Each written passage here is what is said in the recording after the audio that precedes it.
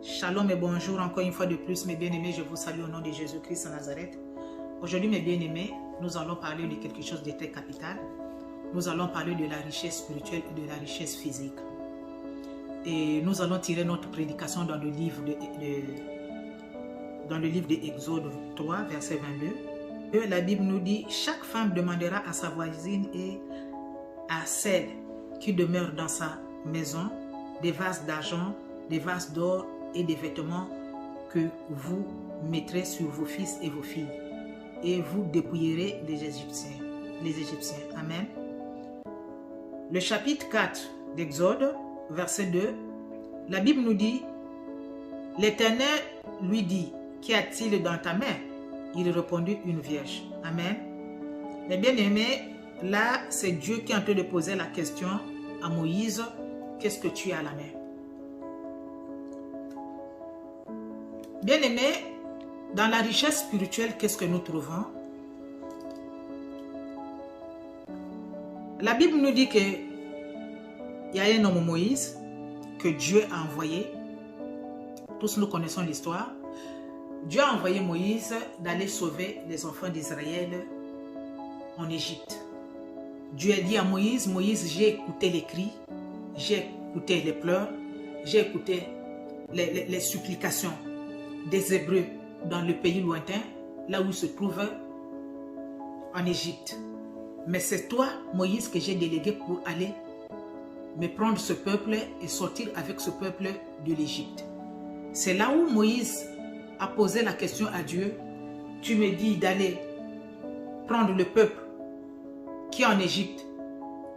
Qu'est-ce qui prouve quand je vais leur dire que non, c'est votre Dieu, le Dieu d'Abraham, d'Isaac et de Jacob, le Dieu de vos ancêtres qui m'a envoyé pour venir vous sauver?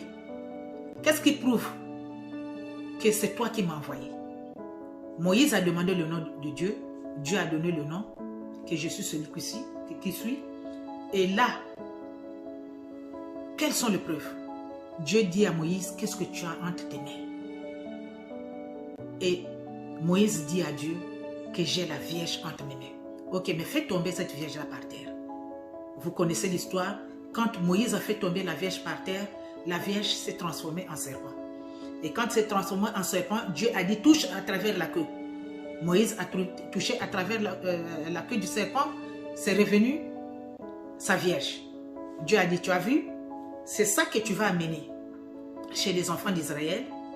Quand tu vas faire n'importe quel miracle, tu m'invoques, tu jettes ou tu touches quelque chose à travers la Vierge, la chose va se transformer aux choses qui vont faire convaincre les enfants d'Israël, qui vont faire convaincre Pharaon que c'est moi le Seigneur qui t'a envoyé. Mais bien aimé, c'est ce qui s'est passé. Et Dieu a dit à Moïse, avant de sortir, n'allez pas pauvre. Parce que la pauvreté fait tomber le monde ou bien les gens dans les murmures. Moi, je n'aime pas les murmures. Vous savez l'histoire, mes bien-aimés, de Moïse, partout. Quand Moïse est parti avec les enfants d'Israël, quand il y avait des murmures, Dieu se fâchait, Dieu faisait des choses horribles. Alors Dieu dit à Moïse, si tu trouves en Israël, les enfants d'Israël, les Hébreux, les gens qui sont pauvres, qui ne sont pas riches, les gens qui n'ont pas d'argent, les gens qui n'ont pas de soutien, les gens qui n'ont rien, c'est que tu vas leur dire, ne sortez pas comme ça. Dépouillez les Égyptiens. Donc tu pars chez ton voisin, dis à ton voisin, regarde, rentre dans ta maison là. Fais-moi sortir l'argent que tu as, fais-moi sortir les bijoux que vous avez, fais-moi sortir les bijoux et les habits. Pour toi-même, pour ton mari et pour tes enfants. Donne-moi ça, je vais partir avec ça. C'est ce qui s'est passé, mes bien-aimés. C'est ce qui s'est passé en Égypte. Pourquoi Dieu ne voulait pas que les enfants d'Israël puissent murmurer à cause du manque d'argent, à cause du manque de la nourriture. La nourriture, mes bien-aimés, les habits, les maisons, les voitures, tout, ça c'est la richesse physique. Ça c'est la richesse physique. Mais tu peux manquer des voitures, tu peux manquer la maison, mais au moins quelque chose à manger. Mon frère, ma soeur, si tu connais faire quelque chose, Dieu ne veut pas que tu murmures à cause de ça. C'est pourquoi dans la richesse physique, Dieu a demandé à Moïse, vous allez dépouiller les enfants d'Égypte. Prenez tout ce qu'ils ont dans leur maison. Partez avec ça, sortez avec ça. Que rien ne manque dans votre camp. Donc quand vous partez dépouiller, soyez riches. C'est-à-dire si j'ai ma voisine ici, mon voisin ici, là, rentre dans la maison, donne-moi tout. Si j'étais pauvre par rapport à mon voisin, je récupère tout. Je deviens riche. Et lui, il devient pauvre. C'est ça la loi que Dieu a donnée à Moïse. Et c'est ce qui s'est fait. Mon frère, ma soeur, là nous allons voir le numéro 1, premier critère pour éviter les murmures, pour éviter la pauvreté dans le physique. Numéro 1, mon frère, ma soeur, il faut savoir ce que tu peux faire. Tu ne peux pas faire quelque chose que tu ne connais pas. Et moi, je te donne mon exemple. Si on vient me dire, par exemple, que Félicité, tu connais faire les beignets, j'ai dit oui, je connais faire les beignets. Et si je te fais les beignets, si tu manges les beignets, tu vas dire oui, ça c'est vraiment les beignets que j'ai mangés. Si on me dit par exemple, Félicité, tu connais faire le manioc, je te dis oui, je connais faire le manioc. Et si je te prépare le manioc, tu manges le manioc que moi j'ai préparé, tu vas dire oui, ça c'est vraiment le manioc. Si je te fais par exemple la couture, je connais faire la couture. Si je te fais la couture, tu viens me donner la couture des femmes, pas d'hommes. Félicité, tu peux me coudre la robe? Oui.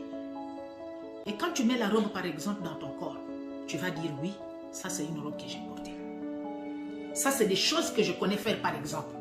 Je ne vais pas aller encore, ok? Si je tombe dans le commerce aussi, oui. Je vais dire oui, je connais faire, vraiment, si je veux faire le commerce, vendre quelque chose, je connais comment le faire. Je ne peux pas rentrer dans le domaine des choses que je ne connais pas. Donc, premier critère, fais ce que tu peux faire. Ou bien fais ce que tu connais faire. Mais ne fais pas ce que tu ne connais pas faire. Moi, si on vient me donner l'ordinateur, par exemple, on me dit, Félicité, va dans tel lien, bien fais ceci, fais cela. Tout ça là, je peux faire. Mais quand vous rentrez dans des problèmes de l'ordinateur, passe ici, tu fais comme ça, tu fais comme ça, tu fais comme ça. Là, tu ne vas pas me trouver là-bas. Parce que ce n'est pas mon domaine. Ce n'est pas mon domaine, je ne connais pas. Je ne connais pas trop sur l'ordinateur. Donc, si tu veux faire quelque chose, fais quelque chose que tu peux faire pour te faire sortir des freinages d'argent, des freinages, mais des blocages financiers ou matériels. La richesse ne veut pas seulement dire, mais bien aimé, il faut tout avoir, c'est-à-dire les voitures ou les maisons, non. Mais au moins, ce que tu peux manger dans ta maison ne manque pas. Ce que les enfants peuvent manger dans la maison ne manque pas. Quand tu ne murmures pas devant le Seigneur, vraiment, comment je vais faire, hein? Tu as les deux mains, tu as les deux pieds, mais tu murmures, qu'est-ce que je vais faire, hein? Comment je vais faire, hein? Qu'est-ce que je peux faire? Tu fais un péché, c'est-à-dire que tu es en train de pécher devant le Seigneur. Et quand tu fais comme ça, ton état devient pur, c'est-à-dire que ton état devient de pur en pur. Tu te lamentes, tu cries, et ton état de la pauvreté, ton état de manque devient encore de plus belle, c'est-à-dire ça renforce encore le mal que tu as. Parce que tu as les deux mains, tu peux faire quelque chose. Donc, premièrement, fais ce que tu peux faire. Ne fais pas ce que tu ne connais pas faire. Et quand tu le fais, fais ça bien. Deuxième critère. Quand tu fais quelque chose que tu connais faire, deuxième critère, fais ça très bien. Fais ça bien, ma soeur. Fais ça bien, mon frère. Tu ne peux pas être riche, mon frère, ma soeur. La richesse ne peut pas venir chez un homme qui dort pendant 8 heures du temps. Donc, tu pars au lit depuis que tu es parti à 20 heures jusqu'à... On compte 8 heures du temps. Tu es toujours au lit. Tu dors, tu ronfles, tu dors, tu ronfles, tu dors, tu ronfles. Ça, c'est les genres des hommes, les genres de femmes qui vivent du jour au jour. C'est-à-dire, il y a des gens comme ça. Ils se réveillent, ou bien elle se réveille, elle mange, elle boit, ou bien elle a trouvé ce qu'elle a trouvé aujourd'hui. Mais elle ne prépare pas le lendemain. Le lendemain appartient à Dieu, mais il faut avoir la vision. Au moins, si Dieu te donne la vie demain, qu'est-ce que je peux faire demain? C'est ça le problème. Tu pars, tu dors, tu ne réfléchis pas pour demain. Quand je vais me réveiller, si Dieu me donne prête vie demain, qu'est-ce que je vais faire? Qu'est-ce que je vais devenir? Rien. Quand tu pars, tu dors jusqu'à... Si on ne veut pas te bouger là, ou bien si ton alarme là ne sonne pas, tu ne peux pas te réveiller. Mais il y a quoi avec le sommeil, ma soeur? Il y a quoi avec le sommeil, mon frère? Un homme qui veut être riche ne peut pas avoir le sommeil long, sans réfléchir. Non.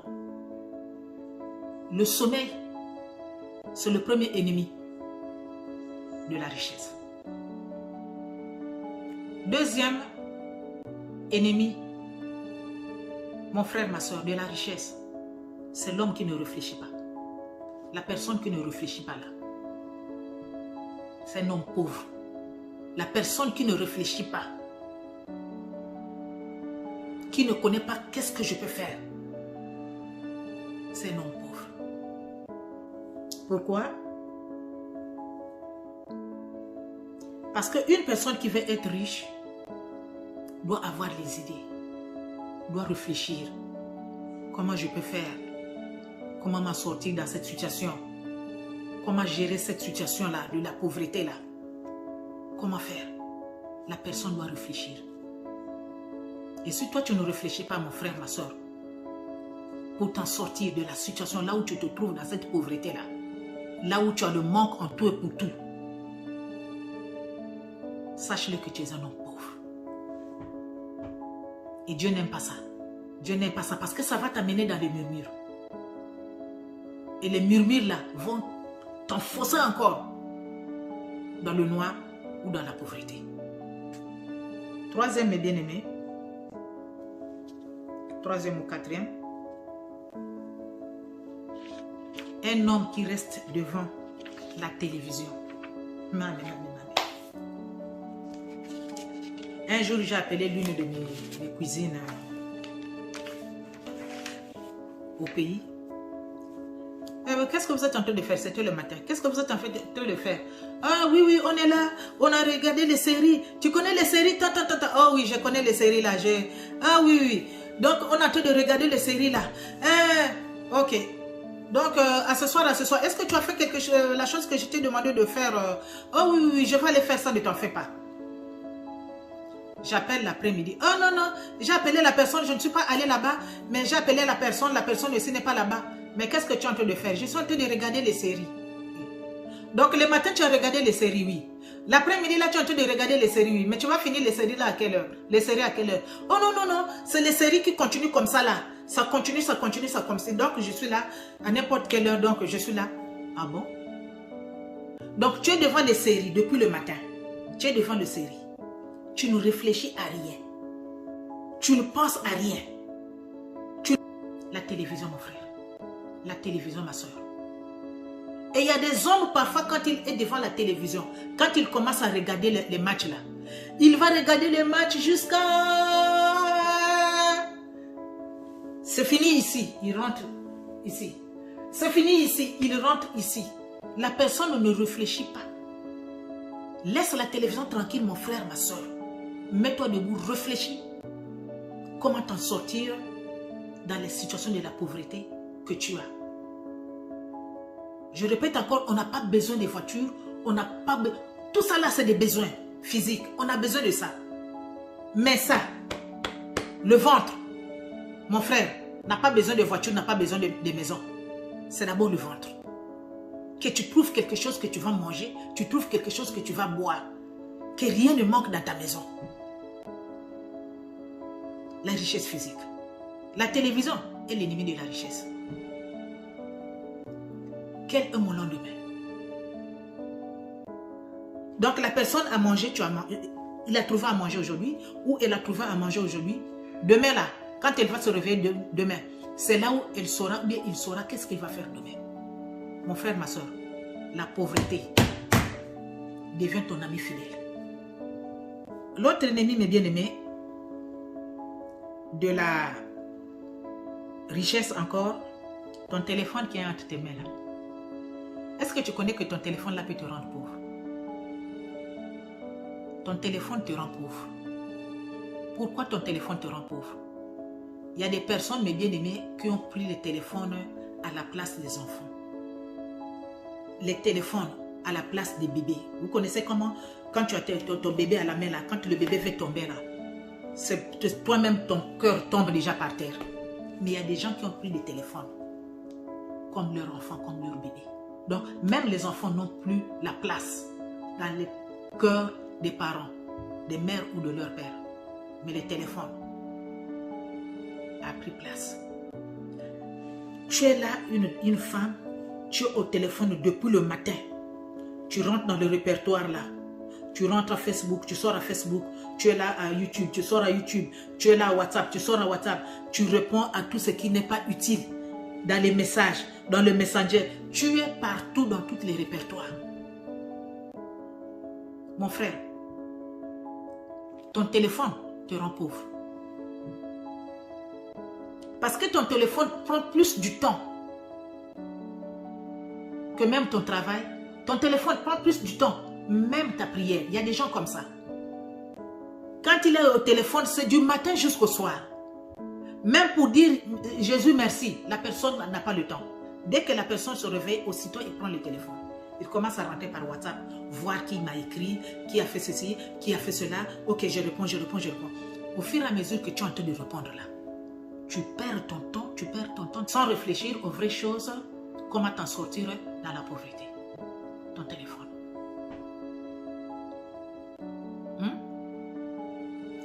Et la cinquième et la sixième est bien aimée, qui rend l'homme pauvre,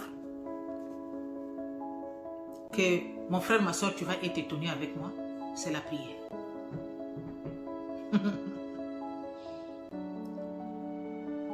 Tu vas me poser la question pourquoi la prière? Oui, il y a la prière qui rend l'homme pauvre. Et il y a la prière qui rend l'homme riche. Tu sais là où la prière, tu pries, tu pries, tu pries, tu pries. Dieu te bénit spirituellement. Tu auras beaucoup de songes. Tu auras beaucoup de visions. Tu poses les mains aux malades. Les malades sont guéris. Mais le physique. Tu pars à la prière le matin, mon frère. Tu pars à la prière le soir, ma soeur. Tu pars à la prière, je ne sais pas à quelle heure. Moi, je suis passé par là. Partir à la prière le matin, partir à la prière le soir, partir à la prière le midi. C'est-à-dire, je pars à la prière jusqu'à 14 jours, 21 jours, 40 jours. Vous êtes là, vous ne bougez pas. Vous partez à la prière pendant 14 jours, pendant 21 jours, pendant 40 jours, parfois 60 jours. On a laissé les maisons. On est parti à la prière. Mais bien aimé, les versets bibliques là, c'est-à-dire les visions là. C'est-à-dire dès que tu ouvres l'œil comme ça là, vision. Tu fermes l'œil comme ça là, vision. Tu tournes le dos, vision. Tu fais, c'est-à-dire les rêves. Dieu te bénit spirituellement. Quand tu pries beaucoup, Dieu te bénit spirituellement. Tout ce que tu es spirituel, tu en as. Mais quand les gens te voient, il te manque plein de choses. Qu'est-ce qui prouve que tu pries? La Bible nous a dit que je veux que tu prospères dans tous égards. Ça dit que ton esprit prospère, comme tu as beaucoup de visions, comme tu as beaucoup de rêves, comme tu guéris les malades. Qu'est-ce que je peux dire encore? C'est-à-dire tes prières amènent à l'existence ce qui n'existe pas. Mais quand les gens te voient, tu es pauvre. Il te manque de tout. Même à manger, il te manque à manger. Mais puisque la parole nous dit que Dieu veut que tu sois prospère dans tous égards, de la manière où ton esprit est en train d'être élevé, de la manière où ton âme est en train d'être élevée, tu as beaucoup de visions, tu es béni spirituellement, tu as beaucoup de songes, tu guéris la malade, tu fais des miracles. Mais quand la pauvreté, c'est-à-dire quand quelqu'un te voit, on voit la pauvreté en toi. Mon frère, ma soeur, tu fais même tomber les gens dans les murmures. Et quand tu fais tomber les gens dans les murmures, ce n'est pas les gens là qui ont péché, c'est toi qui as péché. Parce que les gens se posent la question, mais je dis, et la personne là, elle prie. Il prie. Mais pourquoi sa vie est comme ça? Pourquoi dans sa vie il n'y a pas de changement? Tu finis de prier, prie. Après, le ventre déclare. Après, parfois il y a la maladie autour de toi aussi. Parfois il y a ce qu'on appelle les inattendus autour de toi dans ta maison. Mais qui veut de l'argent, le pognon? Mais tu n'en as pas. Alors quand tu vas demander chez l'autre, tu parles là-bas. Les autres commencent à parler de toi. Les autres commencent à rire de toi. Qui est en train de pécher? C'est toi ou c'est les autres? Moi, je dis que c'est toi qui es en train de pécher. Parce que ce que les autres sont en train de murmurer contre toi, c'est la réalité, c'est vrai. Tu pries beaucoup, mais il te manque beaucoup de choses. Il te manque la bénédiction physique. Mais Dieu veut que ton physique puisse prospérer comme prospère l'état de ton âme, comme prospère l'état de ton esprit.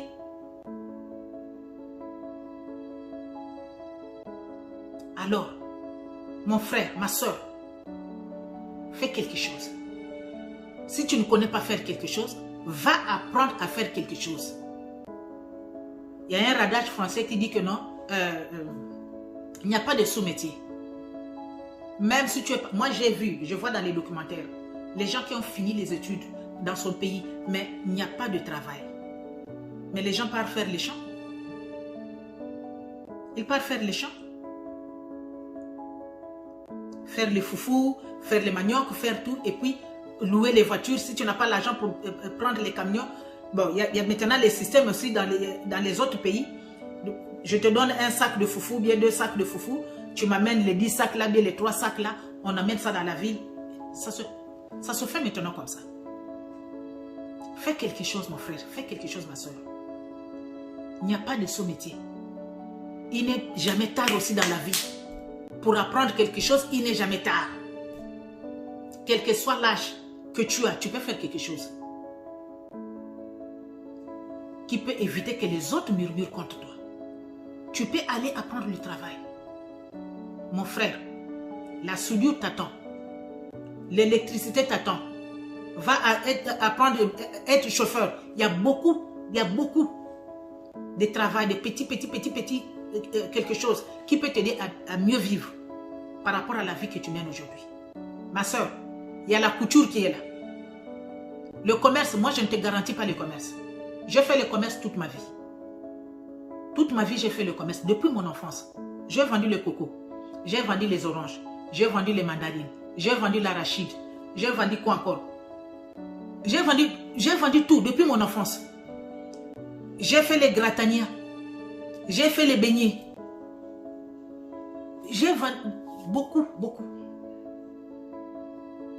Juste, je ne veux pas que quelqu'un murmure contre moi depuis mon enfance.